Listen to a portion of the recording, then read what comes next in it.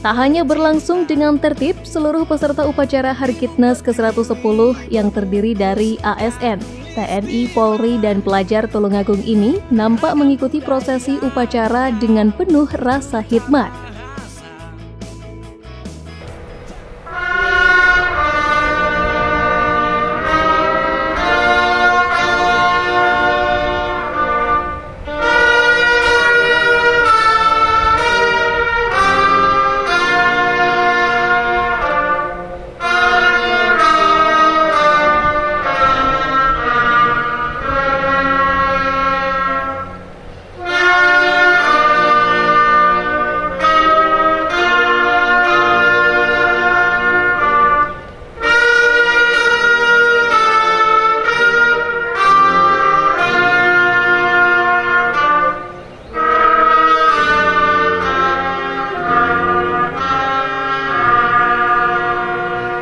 Pancasila.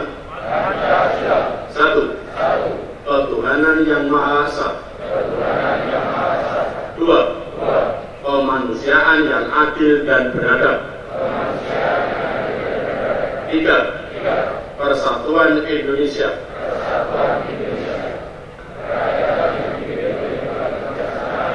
Dalam permusyawaratan perwakilan.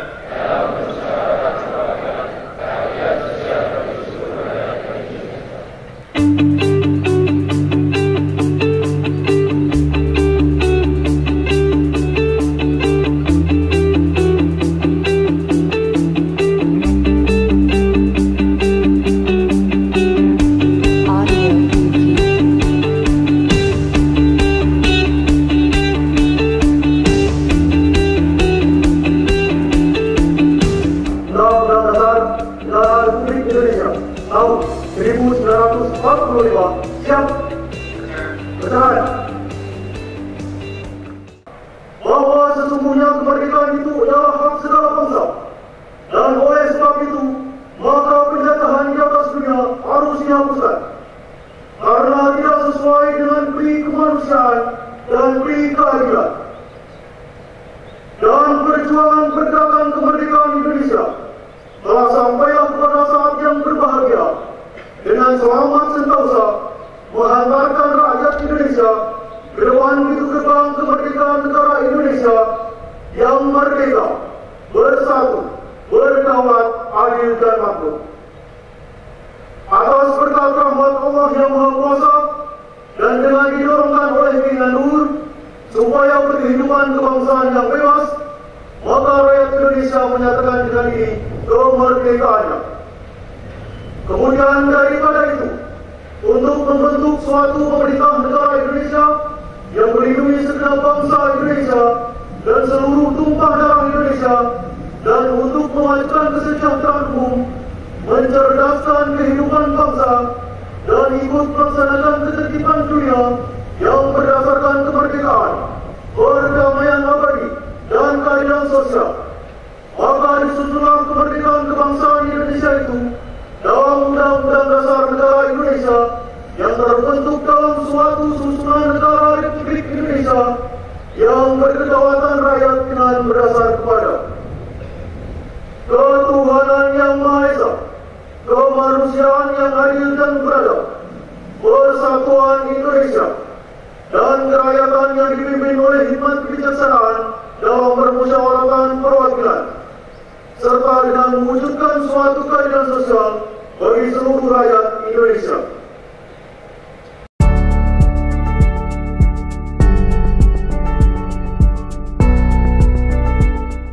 Berkaitan dengan tema yang diusung pada peringatan Harkitnas ke-110 ini, pejabat sementara Bupati Tulungagung dalam amanatnya menyampaikan salah satu usaha nyata yang bisa dilakukan oleh generasi sekarang atau sering disebut generasi milenial ialah bisa memanfaatkan teknologi, utamanya pemanfaatan teknologi komunikasi yang sekarang relatif lebih murah dan modern.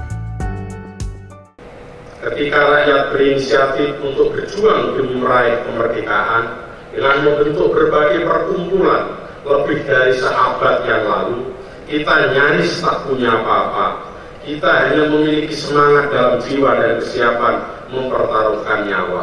Namun sejarah kemudian membuktikan bahwa semangat dan komitmen itu saja telah cukup, asalkan kita bersatu dalam cita-cita yang sama dalam kemerdekaan bangsa. Bersatu adalah kata kunci ketika kita ingin menggapai cita-cita yang sangat mulia. Budi Utomo memberi contoh bagaimana dengan berkumpul dan berorganisasi tanpa melihat asal muasal primordial akhirnya bisa mendorong tumbuhnya semangat nasionalisme dan menjadi bahan utama untuk meraih kemerdekaan. 110 tahun kemudian bangsa ini tumbuh menjadi bangsa yang besar dan maju, sejajar dengan bangsa-bangsa lain. Meski belum sepenuhnya sempurna, rakyatnya telah menikmati hasil perjuangan para pahlawan berupa meningkatkannya perekonomian, kesehatan, pendidikan, dan sebagainya. Keringat dan darah pendahulu bangsa telah menjelma menjadi hamparan permadani peri kehidupan yang nyaman dalam rengkuan kelambu kemerdekaan.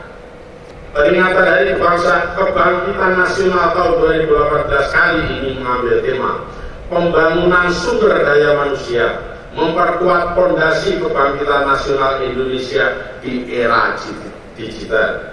Melalui tema ini harus dimaknai dengan upaya penyadaran setiap masyarakat Indonesia untuk mengembangkan diri dan merebut setiap peluang untuk meningkatkan kapasitas diri dan dibuka oleh berbagai pihak, baik oleh pemerintah, badan usaha maupun masyarakat, untuk bangkit secara bersama-sama dalam kerangka kebangsaan Indonesia. Saudara-saudara peserta upacara yang saya hormati, menurut perhitungan para ahli, sekitar 2 tahun lagi kita akan memasuki sebuah era keemasan dalam konsep kependudukan, yaitu bonus demografi.